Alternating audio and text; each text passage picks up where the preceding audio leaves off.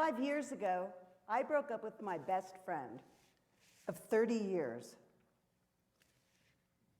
We lived over 1,000 miles apart, so I was really excited when she was coming to visit me. I had just moved to a new house in San Antonio, so after she arrived, I gave her the grand tour of my new digs. When we got to the back door, I said, "Come on out to my garden so you can see my tomatoes." I actually detected a hint of a sneer as she replied, "Why would I want to look at your tomatoes? I don't even like tomatoes. And besides, it's so hot out there." A little alarm bell went off in my head, alerting me that something was definitely not quite right with this relationship. At the moment, I wasn't sure how to put my feelings into words, which was vaguely amusing because as a psychotherapist, words are my business. So I simply said, okay. Regrettably, the visit went downhill from there, and when I dropped her off at the airport, I knew this was the last time I would have her come visit me. Frankly, I felt relieved. We'd been best friends for 30 years. Was I willing to end such an enduring friendship over some silly tomatoes? I was. You see, where I grew up in New York, you put a seed in the ground, you sprinkle a little water on it, and you get a bumper crop of lovely tomatoes. Growing tomatoes in the summer heat of South Texas, on the other hand, that's a labor of love and commitment. I was really proud of my tomatoes, so how could somebody be my best friend and not be willing to walk a few yards to my carefully tended vegetable patch to admire them? Now, if the tomato incident had been a one-shot deal, I can assure you I never would have ended a 30-year friendship over it. But the truth is, it wasn't. So long as we were doing what she wanted to do and the limelight was on her, everything was great. But the moment I tried to shift that focus to me when I had something to celebrate or I had a different priority or preference, I found myself feeling confused, inadequate, and somehow disloyal. It seemed like every conversation morphed into a competition where she had to be the winner and I came up short. She was supportive on the surface, but her negativity and vaguely hostile remarks left me feeling diminished. Spending time with my best friend left me feeling awful. The problem is I didn't really have a best friend. I was dancing with a frenemy. When I told her of my decision to break up, she asked, "Why can't we be friends?" After 30 years, I felt she was entitled to a good answer, and that's what got me seriously thinking about friendship, and also about loneliness. It seemed like everywhere I turned, experts were reporting an epidemic of loneliness, and I was hearing a lot about loneliness from clients in my psychotherapy practice. To find out what was really going on, I put together an online survey, and over 600 people responded to it. My results showed that family reigned supreme in the friendship realm. By a wide margin, husbands and wives were each other's best friends, followed by siblings, parents, kids, and then other relatives. After our two-legged family members, it appears dogs really are man's best friend. But don't despair, cat lovers. As you can see, our feline companions came in a pretty close second.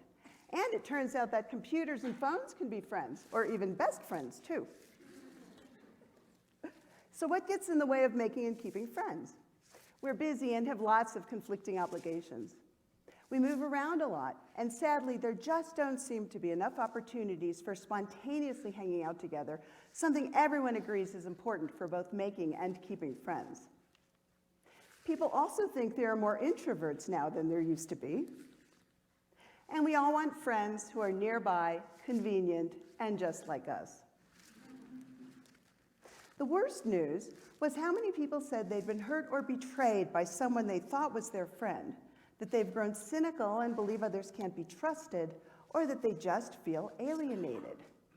Maybe that's why we're spending so much time with electronics and in solitary activities. Maybe we're choosing family and pets as our closest friends to lower the risk of getting hurt or betrayed yet again. I think the loneliness epidemic has a lot to do with the fallout from frenemies. So one solution to the epidemic could be to find a good radar, or as I say, for radar, detection system to help us figure out who the toxic people are, and that way we can avoid them in the first place. So how do you know if someone is your frenemy? It helps to first consider how you know if someone is your friend.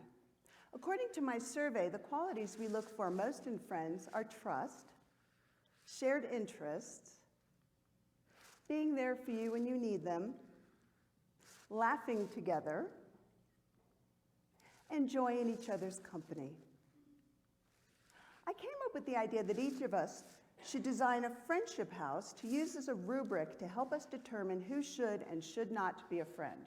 The foundation of your friendship house is built from those qualities someone must have to be your friend. The foundation of my personal friendship house includes reciprocity, respect, integrity, emotional stability, and kindness. Your friendship house should have multiple rooms because different friends who meet different needs will find their place in different rooms. When you get to know someone well enough for them to grow from an acquaintance to a friend, they'll be welcome in your house because they can stand firm on the foundation. Then you can decide which room or rooms they fit best in. For example, my literary friends belong in my library, while my online friends make their home in my computer room. My closest friends gather around the table in my kitchen, and my family hangs out in, you guessed it, the family room. What is not in my friendship house is just as important as what's in it. There aren't any black holes to suck me dry. There are no snakes who bite when I'm not looking. There are no backstabbers who compete with me while pretending to be supportive. And absolutely no queen bees who act like royalty but aren't. Some of our most popular ideas about friendship reflect outdated ways of thinking that go back as far as junior high or even Mayberry. Like mid-century ideas about marriage, old-fashioned expectations about friendship don't reflect contemporary realities and actually make us more vulnerable to frenemies.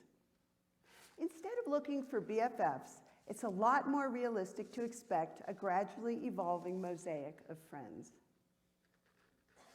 It's comforting to know that all of your friendship eggs don't need to be in a single basket and that it's never too late to make great friends.